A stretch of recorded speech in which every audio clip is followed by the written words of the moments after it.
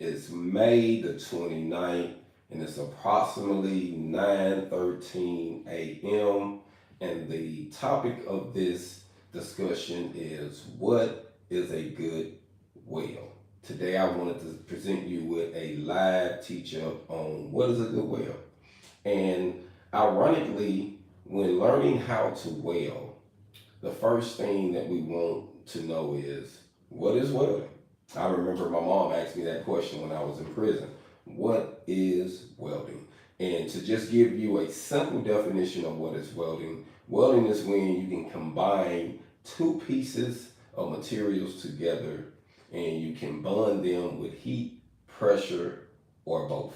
That's just a basic definition for what is welding. Welding is an industry family that has grown so much over the years since it was introduced into the mainstream after World War II. After World War II, it got more open into the mainstream. Women got more involved in it. More cultures got more involved in it in America, and it has like spun and did so many things. Majority of the things that we own in our homes, that's in our vehicles, that's in our daily work life, in our business life, entrepreneur life, personal life, have some welding involved in it, and you probably didn't even notice it. Most of the tables you probably sit down at, or some of the chairs, or like I say, a lot of different things that's in your TV. A lot of things was welded. And just so you know, we have four major processes in welding, but there are literally over 30 processes of welding. There's all types of welding. So when you get a time, Google some of those processes. But for today, I'm going to talk to you about four of them. And the top four is, you have stick welding, which is SMAW.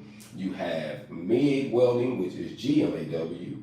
You have flux core welding, which is FCAW, and you have TIG welding, which is GTAW. Those are four of the more popular known processes that you will see out here in the workforce majority of the time. Now, they have many different processes, so once you get a chance, Google some, but those are the four. Now, when it comes to those four processes, there's different avenues in different areas where they are utilized at the most. So you might have the flux core and the MIG welding with gas done in a shop environment. So it's going to be done in a shop environment where there's not a lot of wind, there's not a lot of the weather doesn't affect anything, so it at least have some blockage from that. So normally when you're doing flux core, MIG, and TIG welding, you need gas to cover it to make it a good weld. And you're not going to get a good weld if you're welding something that needs to be shielded outside in the elements. And that's why stick welding is so valuable, because it gives you the opportunity to weld outside in the elements. Now, a lot of seasoned welders would tell you, or would feel like, if you can't stick weld or TIG weld, or they gonna say stick at the top and TIG, you ain't no welder. You ain't no welder, man. You just a wire monkey. That's what they call them, But in my personal opinion, if you are doing any type of processes of welding, you are a welder, especially if you have mastered the process and you know how to repeat that process in whatever position that you have mastered it in. I think you are a welder. But from a lot of the seasoned welders, they will say, man, you ain't no welder if you can't do stick or TIG welding. I believe all processes qualify a person to be a good welder. Now, I do want to say this. It takes more skill to do the stick welding process and the TIG welding process than it does doing the wire process. A lot of students, when I teach in a classroom environment and inside of the lab, always start them out on the hardest process of stick welding. And normally we'll use 6010s or 6011s because it's more of an aggressive rod. It gives a lot of sparks and flames, and it's a lot going on. So normally it's more aggressive. And then we'll go to a more calmer rod, smoother rod, the 7018 rod. It's more calmer, it's more easier to learn, easier to manipulate. And when you're diving into construction, that's what they use out there. The 7018 rod is God, anywhere from a 3/32 all the way up to a 5/32. But the 7018 is God in the field because it's flexible. It has a lot of elements in it that it gives and stuff like that when it comes to the wind and outside. So there's a lot of great benefits for that. But when it comes to a toll, every welding process has its own place. So it all depends on what you're trying to do, but all welding processes, you can produce good welds. And I always like to say, you should start with knowing how to do it right. You know, we can dive into life and we mess up things. You know, you're going to make mistakes and errors, that's fine. But if we got us a high standard and we know what it's supposed to look like, while we messing up, we can eventually get it to where it need to be at.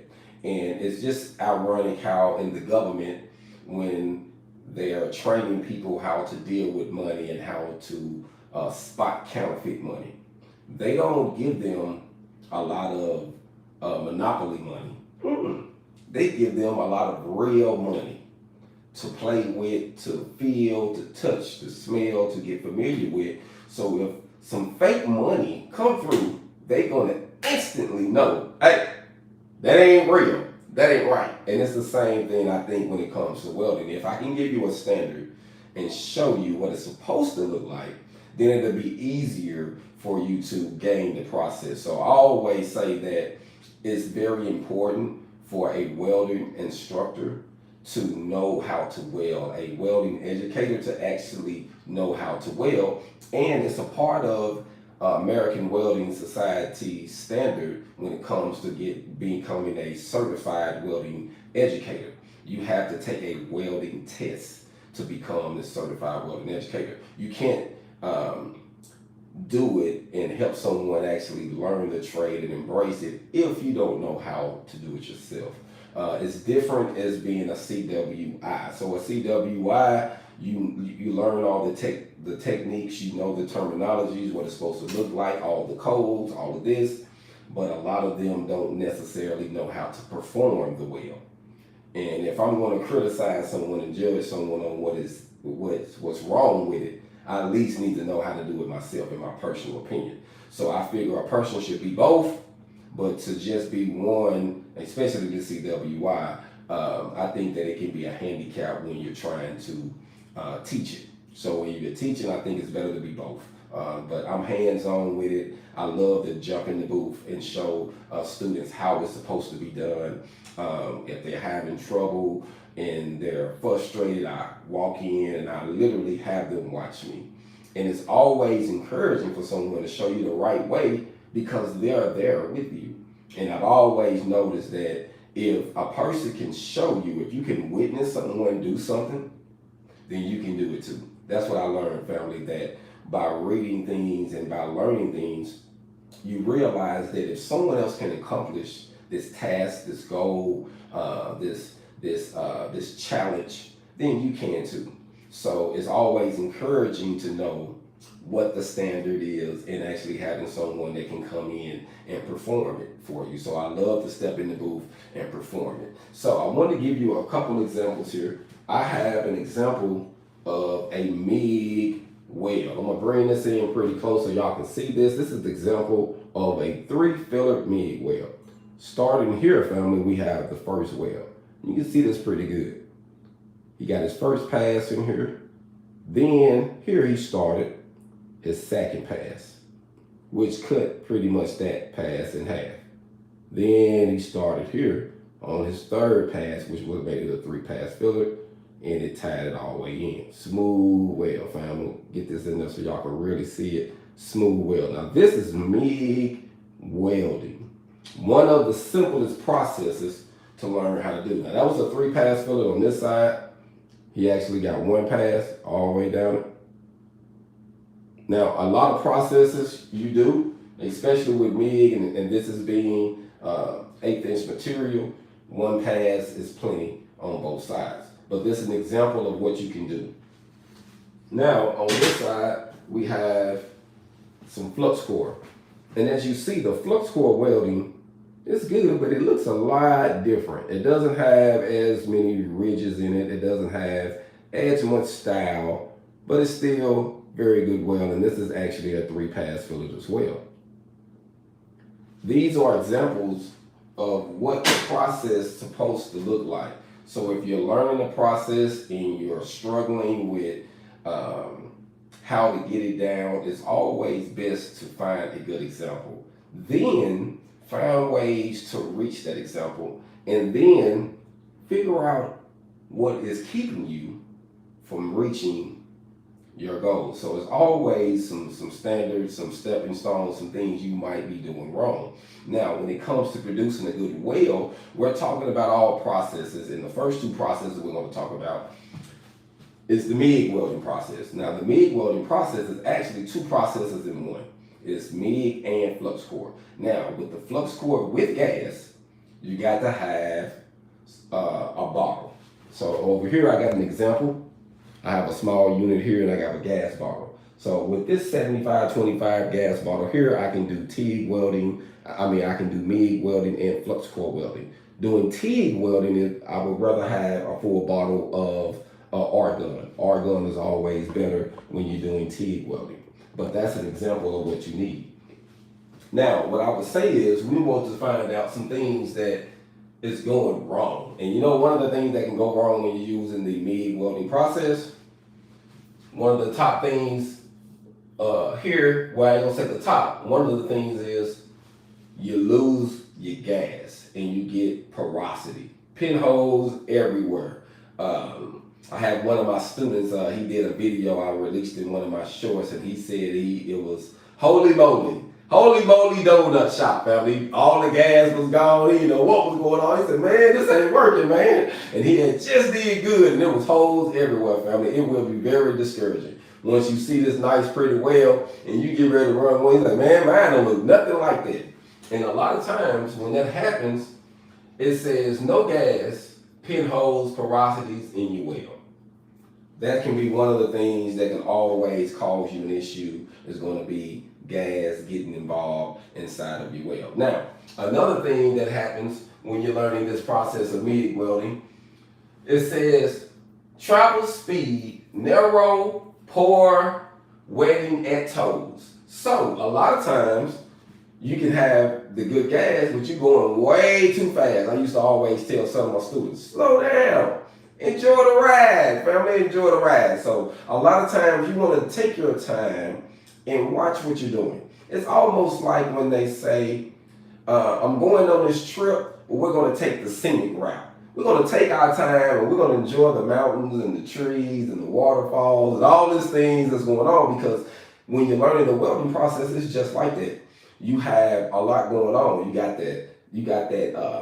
that fire coming up. You got the light. You got the gun angle. You trying to sit there and position it right. So it's a couple things that's going on. And while this is going on, you have to pay attention to what's going on. So if I could give you any advice right now, I would say, take your time, be patient, don't be in a rush. So the next thing it says on here, I thought that this right here was ironic. It says if your temperature is too high. So if you got too high of a temperature, you're going to have a lot of splatter on it, and you're going to have undercut, extremely bad undercut at the top. It'll pretty much have a line at the top or a line at the bottom of that weld where it's eating out too much metal and you wasn't allowing it to fill in.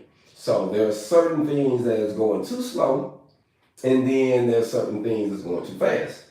Now, do you know in certain states they have where they can literally give you a ticket on the highway for going under the speed limit of certain things. So if the speed limit is 75 and you're going under 55 on it, they can give you a ticket. They can literally stop you and give you a ticket because you are holding up traffic. You have to go a certain speed while you're on the highway. So just keep that in mind. There is a good thing and a bad thing. So sometimes you got to slow down and do that 55. And then other times you can go and crank it up and go 75. And then there are times when you hit them little small towns, when you're on the freeway, you got to hit that 45. So, man, I was just going 75, and I got to break it all the way down. sometimes it's like that, family, when you learn the process, especially like if you're TIG welding, MIG weld, depends on what you're doing. You just want to take your time and so that you can see everything, and doing that is just going to give you less headaches, man. So another one of the tips it says up here, it says when it's too narrow, it can mean that your amperage is not cut up high enough. So another thing that can cause you a problem when it comes to the MIG welding process is not having your amps up. You know how the youngsters like to say, turn it up, man, turn it up. So you want to make sure you got the proper amperage with the thickness of the material you are working on. Most welding machines will give you a diagram pretty much on a rule of thumb on, hey, if you're dealing with 14 gauge material, 12 gauge, 1/8 inch, 1/4 inch material, rule of thumb is that you'll set the voltage here, you'll set your amperage on this or your wire speed on that. So it's always good to look at that, see if they got that diagram. If not, you'll have to listen to it. Some older units, you got to go off sound. So with MIG welding, it's off of sound, and stick welding, it's off of sound too. You want to get that crisp sound. We like to say it sounds like you're frying bacon. It sounds like something is sizzling. You know what I mean? Just a nice sizzle sound. It's not a lot. It don't sound, you ever heard them cars going down the road, they old, they be backfiring, you don't want all that going on, you know what I'm saying? You want a nice steady flow, and I think by doing that, setting your machine properly will make you accomplish this a whole lot faster. So the last thing that I wanted to say is going to be you getting comfortable. You got a guy up here on this picture. I know it's a little hard to see, it's a little glare, but he's on this picture up here and he's comfortable, fam. He's relaxed. He got one hand positioned over another. He got his hood on right. Everything is good. So you want to get comfortable, family. I always tell people when you're learning, get comfortable. You're going to have plenty of times where you're going to be in the trenches. But let's get the basics comfortable. Then we'll throw you in the trenches. But let's just get the basics, learn the fundamentals of it. Don't try to put yourself in too many strain positions or put too much on your plate. Don't stress yourself out. And I think that will make this process a whole lot easier to learn. Now, if you're stick welding and you're doing this, a few things to keep you from making a bad weld. I love to say this all the time. It's going to be your amperage. Make sure you got good amperage, as we say. Your travel speed, your angle, and your gap. So I love to tell people gap, angle, travel speed. It literally goes to whatever process you are using. Those three things, if you keep them in line, you will have no problem. Your gap is how close you are to the metal. And then your angle, you want to have it normally from a 0, no more than a 15-degree angle. And that's if you're doing TIG and or stick. If you notice, you're going to have a certain degree. If you too much like this, you're blowing gas away. So you got to have it a certain degree to make sure everything is flowing properly. So the last tip I want to just give everybody is just keep this in mind. Angle, gap, travel speed. Whatever process you are doing, normally this is going to help you produce a good weld. If you're stick welding, TIG welding, MIG welding, or if you're doing any flux core. So for those who are trying to dive into the process, family, if you want to produce good welds, there's always to get a good example. I told one student one time, you don't want to be the person that mastered the wrong process. Think you know how to do something, but you mastered the wrong way. Now your chest is out.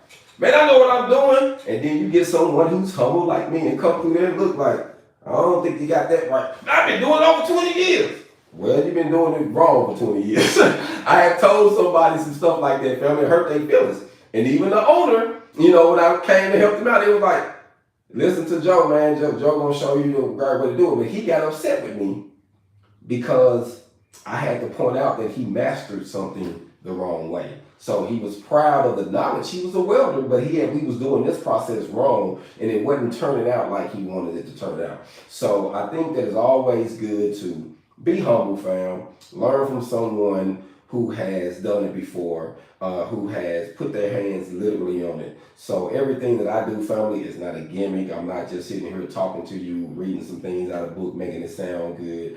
I have been physically in the shop, physically in the field, dirty, sweaty, burnt, all that good stuff, trying to produce good welds. So I believe coming from me, I can be able to help you make some good welds. So family, I appreciate everybody for staying live with me and giving me the opportunity to go live to present this message with y'all. I really wanted to help the community, give y'all some information, family. Welding can be critical. Welding is critical. It can be hard for some, but we're going to make it simple that the average person can understand it. One thing that I love about the message of WWJD, and I had seen a brother who had that bracelet on over the weekend when I was in Atlanta.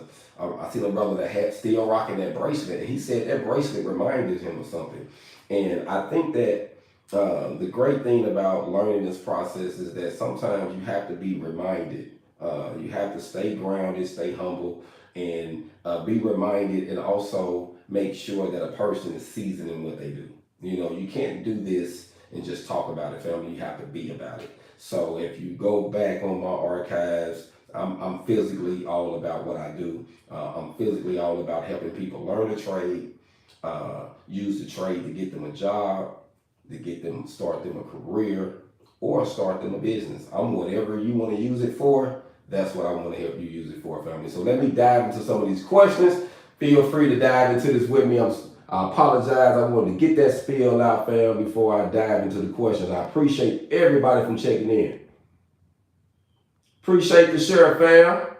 Salute, salute, salute, family. Grand Rising. Okay, Montana. Hey, fam, I like Montana, fam. I drove through those mountains. It's pretty nice up there. Salute, salute. Thanks for checking in. Thanks for the subscribe, fam. Thanks. Please hit that like button, share, let people know about the channel. My goal is to hit that 100K subscribers this year, family. We can really do a lot of things by bringing more of wellness to the trade. We're going to keep it alive, family. Not only are we going to keep it alive by talking about it, we're going to keep it alive by teaching about it, family. Leading by example, for most definitely. God bless you too. God bless you too, family. Thanks for checking in. Salute, salute, salute, salute. Thanks for checking in, fam.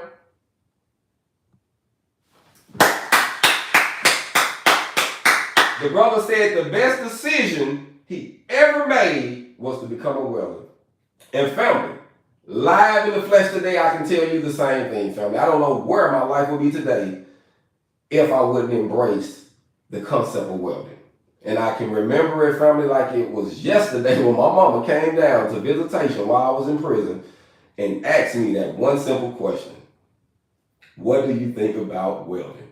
From that day on, fam, my life has changed. So today I just want to say, for those who want to dive into welding, family. Learn how to weld. It's a great process, something that can change your life. You can take anywhere in the world. For those who want to get some of my gear, people have been asking me about it. You can just go to Amazon and put in Hog on Welding, t-shirts, hoodies. All these things are popular, family. I got hoodies, t-shirts, tank tops, all these good things for women, male. I got different versions. So go in there and check it out. Once you see it, hit the top and it'll take you straight to the store. For those who want to send emails about how to sign up in the upcoming school in Atlanta, Georgia, that's going to be located in Union City. Union City is where the school is going to be located at, which is just a suburb of Atlanta, Georgia. It's 7415 Oakley Road is the address. You can email me at yourweldingcoach. Yourweldingcoach. Make sure you email me. We also have another email, a .com email, but it's something going on with it right now, family. So just email that one. All of it is tied together. We want to own all of it. So yourweldingcoach@gmail. Email us if you want to get on the waiting list. Email us if you want to stay involved in what we're doing, how we are teaching. Our goal is to open up the school in Georgia by August, by the fall. Hopefully, we might get blessed and be able to open it up the end of June. So anything can happen, family. Anything can happen. So y'all stay in the loop with me. Stay in the loop. If you know someone in the area that want to get some of the education, we're going to have a 4-day-a-week welding, private welding school, Monday through Thursday. It's going to be 4 hours a day, 8 to noon, 1 to 5, or 6 to 10. This way we can help everybody, no matter whatever shift or whatever they're doing and working on. And we can be flexible. So the goal is we're going to have 5 booths starting out. So our goal is to do 5 at one setting, and then we'll grow from there. But we're going to start off with the 5 and then just let it go from there. So I appreciate everybody for checking in.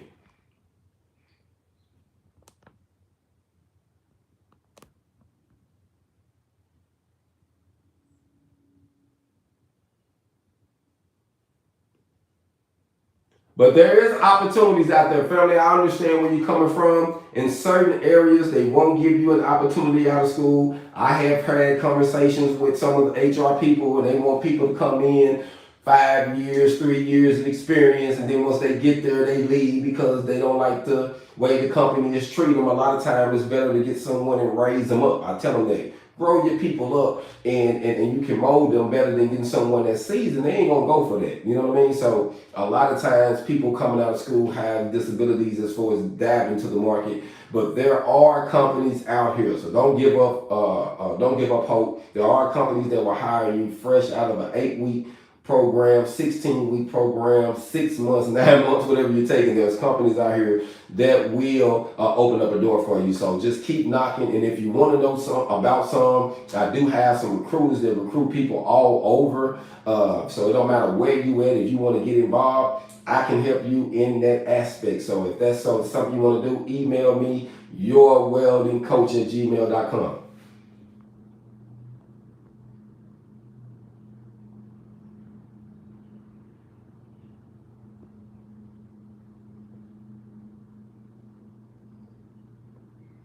Salute, salute. Hey, get it in, fam. Get it in.